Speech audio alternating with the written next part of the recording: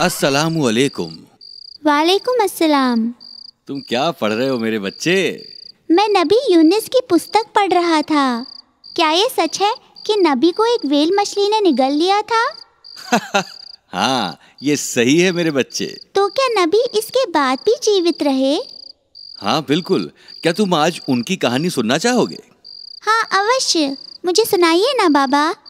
ठीक है, ध्यान से सुनो। बिस्मिल्लाह।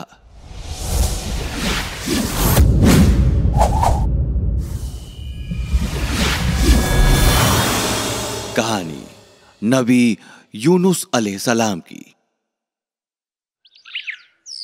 बहुत बहुत समय पहले एक नगर था, नाइनवे।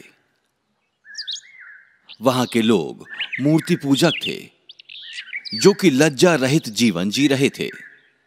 उन लोगों को सिर्फ एक सच्चे मालिक के बारे में बताने के लिए अल्लाह ने नबी यूनुस अलैहिस्सलाम को नाइनवे भेजा। तुम्हें मात्र अल्लाह पर विश्वास रखना चाहिए और उनके आदेशों का पालन करना चाहिए, उन्होंने लोगों से कहा, नहीं तो तुम्हें भयानक दंड भुगतना होगा। उन्होंने उन्हें चेतावनी दी, किंतु नगर के निवासी ये नहीं चाहते थे कि कोई भी उनकी इबादत में हस्तक्षेप करे। हम और हमारे पूर्वज इसी तरह से वर्षों से इबादत करते आए हैं, एक वृद्ध ने कहा। और हमें कोई हानि नहीं पहुंची, अन्य ने कहा। नबी यूनुस अलैहिस्सलाम ने लोगों को अल्लाह सुब्हानल ताला के बारे में समझाने का बहुत प्रयत्न किया, किंतु लोगों ने उनकी एक नहीं सुनी। उन्होंने उन्हें चेतावनी दी कि यदि वे ऐसी ही मूर्खता करते रहे तो अल्लाह उन्हें शीघ्र ही दंडित करेगा। अल्लाह से भयभीत होने के स्थान पर उन्होंने नबी से कहा कि वो किसी भी धमकी से नहीं डरते हैं। अपने मालिक से कहो कि वो हमें दंड दें, उन्होंने कहा। नबी अब निरुत्साहित हो गए। तो ठीक है, तुम्हारे कष्ट तुम्हें भुगतने होंगे, ऐसा कहकर नबी ने नाइनवे नगर को त्याग दिया। नबी अधीर हो गए और उन्होंने अल्लाह के आदेश के बिना ही उस नगर को छोड़ दिया। वो जानते थे कि अल्लाह उनसे प्रसन्न नहीं होंगे, इसलिए उन्होंने किसी दूसरे स्थान पर जाने का निर्णय किया। जैसे ही नबी ने नगर छोड़ा, आकाश का रंग बदलने लगा। ऐसा लगने लगा कि चारों तरफ आग लग गई है। ये दृश्य देखकर लोग भयभीत हो उठे।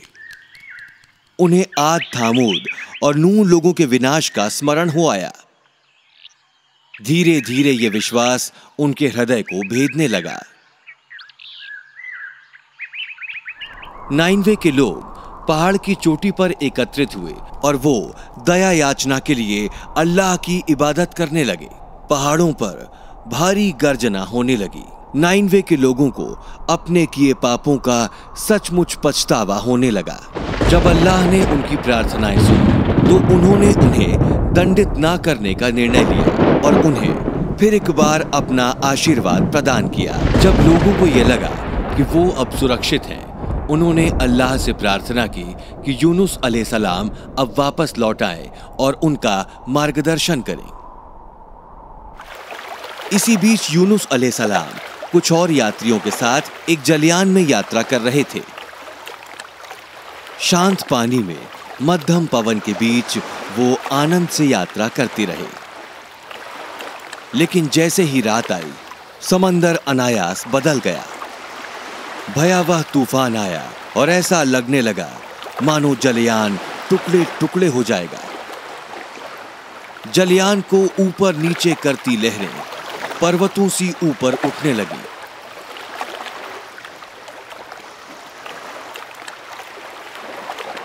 जहाज में सभी लोग भयभीत हो गए। जलयान के कप्तान ने अपने कर्मी दल से जलयान को हल्का करने को कहा। उन्होंने जलयान का सारा सामान पानी में फेंक दिया, लेकिन ये पर्याप्त नहीं था। उन्हें सुरक्षित रखने के लिए जलयान को और हल्का करना आवश्यक था। इसलिए उन्होंने निर्णय लिया कि उनमें से किसी एक को समुद्र में फेंकना होगा। इसी बीच एक बड़ी व्हेल मछली पानी की सतह पर जलयान के पीछे दिखाई दी। अल्लाह सुब्हानल ताला ने उसे आदेश दिया कि वो पानी की सतह पर ही रहे और उसने ऐसा ही किया। व्हेल मछली जलयान का पीछा करती रही जैसा कि उसे आदेश प्राप्त हुआ था। जलयान के पिछले हिस्से में कप्तान ने उनसे कहा, हम सारे लोगों के नामों की पर्चियां बनाएंगे। जिसके नाम की पर्ची निकलेगी उसे समुद्र में फेंकना होगा। यूनुस अलैहिस्सलाम ने अनिच्छा से इस कार्य में भाग लिया और उनके नाम की पर्ची भी लिखी गई। जब सारी पर्चियों में से एक निकाली गई तो उस पर यूनुस लिखा था। हालांकि अन्य सभी यात्री ये जानते थे कि नबी उनमें से सबसे अधिक सम्मानीय व्यक्ति हैं और वो उन्हें समुद्र में नहीं फेंकना चाहते थे, इसलिए उन्होंने दोबारा पर्चियां निकालने का निर्णय लिया। और जब उन्होंने दोबारा पर्चियां निकाली तो पुनः पर्ची पर नबी का नाम ही दिखाई दिया। लोगों ने नबी को एक अंतिम अवसर देने का निर्णय लिया और तीसरी बार पर्ची निकाली गई, किंतु फिर एक बार, तीसरी और अंतिम बार भी नबी का नाम ही पर्ची में आया। नबी को यह आभास हुआ कि इस सब के पीछे अल्लाह की ही इच्छा है। वो जान गए थे कि अल्लाह उन्हें दंडित कर रहे हैं, क्योंकि उन्होंने अपना कार्य अल्लाह की अनुमति के बिना ही अधूरा छोड़ दिया था। ये निर्णय लिया गया कि नबी स्वयं पानी में कूदेंगे। उग्र समुद्र को देखते हुए यूनुस अलैहिस्सलाम जलयान के मुहाने पर खड़े हो गए। रात का समय था और आकाश में चंद्रमा भी नहीं था। तारे काली धुंध के पीछे छिप गए थे। समुद्र में छलांग लगाने से पहले नबी अल्लाह का नाम जपते रहे। फिर उन्होंने समुद्र में छलांग लगा दी और प्रचंड लहरों के नीचे अदृश्य हो गए। वेल मछली जो कि जलयान का पीछा कर रही थी, उसने नबी को पानी की लहरों में तैरते देखा। बिना समय गवाए एक ही क्षण में उसने उन्हें निगल लिया। वेल ने अपने दांत बंद कर लिए। ऐसा लगा मानो बंदी गृह में ताला लगाया जा रहा हो। और फिर वो समुद्र की तलहटी की ओर बढ़ चली। पहले नबी को आभास हुआ कि उनकी मृत्यु हो चुकी है, लेकिन बाद में उन्हें समझ आया कि वो जीवित हैं, क्योंकि वो हिल सकते थे। वो जान गए कि वो जीवित हैं और बंदी बनाए गए हैं। एकांत उन्हें अतीत में ले गया। उन्होंने विचार किया कि नगर में क्या हुआ था और उन्हें यह लगा कि उन्हें नगर कभी नहीं छोड़ना था। इसके स्थान पर उन्हें वहीं रुकना था और निरंतर लोगों को समझाना था, अल्लाह का मार्ग दिखाना था। निराशा में नबी ने हृदय से अल्लाह से प्रार्थना करना आरंभ कर दिया। मेरे अल्लाह, तुम्हारे अलावा कोई और स्वामी नहीं है। मैं मात्र तुम्हारी ही स्तुति और गुणगान करता हूँ। मैंने सही नहीं किया है, किंतु यदि आप मेरी सहायता नहीं करेंगे तो मैं सदैव के लिए चला जाऊंगा। नबी निरंतर अल्लाह से प्रार्थना करते रहे, निरंतर पछताते रहे। समुद्र में रहने वाली मछलियों, विशालकाय व्हेलों और अन्य सभी समुद्री जीवों ने नबी की प्रार्थनाओं की गूंज सुनी, जो कि व्हेल के पेट से आ रही थी। ये सभी जीव व्हेल के चारों ओर एकत्रित हो गए और अपनी अपनी भाषा में अल्लाह से प्रार्थना करने लगे। वो व्हेल भी स्वयं प्रार्थना कर रही थी, किंतु उसे समझ में आ गया कि उसने ही नबी को निगला है। जब उसे यह आभास हुआ तो पहले तो वो भयभीत हो गई। फिर उसने स्वयं से कहा, मैं क्यों डरूं? अल्लाह ने ही मुझे उसे निगलने का आदेश दिया था। सर्वशक्तिमान अल्लाह ने जब ये देखा कि नबी वास्तव में अपनी करनी पर पछता रही हैं, तो उन्होंने उनकी रक्षा करने का निर्णय लिया। उन्होंने व्हेल को आदेश दिया कि वो समुद्र की सतह पर जाए और नबी को लहरों में उगल दे। व्हेल ने आदेश का पालन किया। वो समुद्र के ऊपर तैरी और उसने नबी को सुदूर द्वीप की ओर निकाल दिया।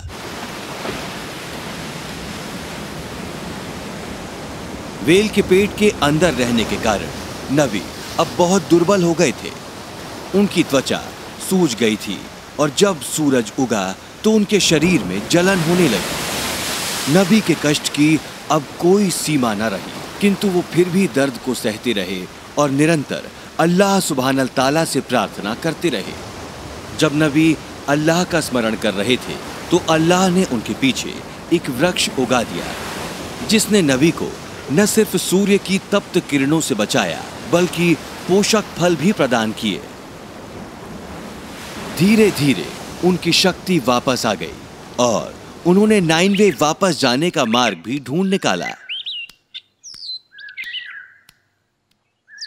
उन्होंने जब इस स्थान में परिवर्तन देखा तो उन्हें एक सुखद आश्चर्य की अनुभूति हुई। नाइनवे की पूरी जनसंख्या ने उनका पूरी आत्मीयता से स्वागत किया। हम अब सिर्फ अल्लाह की इबादत करते हैं, सिर्फ उस एक सच्चे मालिक की। ये सुनकर नबी बहुत प्रसन्न हुए और वो नाइनवे में तब तक रहे जब तक कि उनका देहांत नहीं हो गया। माशाल्लाह, ये सचमुच एक अद्भुत कहानी थी। मुझे प्रसन्नता है कि तुम्हें ये अच्छी लगी बेटा। क्या अब तुम प्रश्नों के लिए तैयार हो? हाँ बिल्कुल। तो ठीक है, मुझे उस नगर का नाम बताओ जहां नबी यूनुस अलैहिस्सलाम लोगों को प्रवचन देते थे। वो नाइनवे था। ओह, बहुत जल्दी। और अब अगला प्रश्न, नबी नगर से क्यों चले गए? नबी अपनी बात नहीं सुने जाने से निन्वा के लोगों से अप्रसन्न थे, इसलिए वो वहां से चले गए, वो भी अल्लाह के आदेश के पहले। माशाअल्लाह, बहुत अच्छे मेरे बच्चे।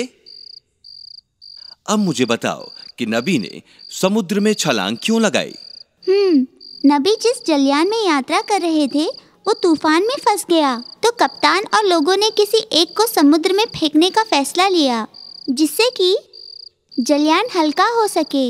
नबी को समुद्र में छलांग लगानी पड़ी क्योंकि पर्ची में उनका नाम निकला था। बहुत बढ़िया आमिर। और अब अंतिम प्रश्न, वेल के पेट से नबी कैसे बचे? नबी जब वेल के पेट में थे तो अल्लाह से निरंतर प्रार्थना कर रहे थे। नबी को पछताते हुए देखकर अल्लाह ने निर्णय लिया उनकी रक्षा करने का, तो इसीलिए अल्लाह ने वेल मछली को आदेश दिया नबी को किनारे पर फेंकने का। माशाअल्लाह, तुमने आज सारे उत्तर बिल्कुल सही दिए। मैं तुम्हें कल एक और कहानी सुनाऊंगा। शुभ रात्रि मेरे बच्चे। शुभ रात्रि बाबा।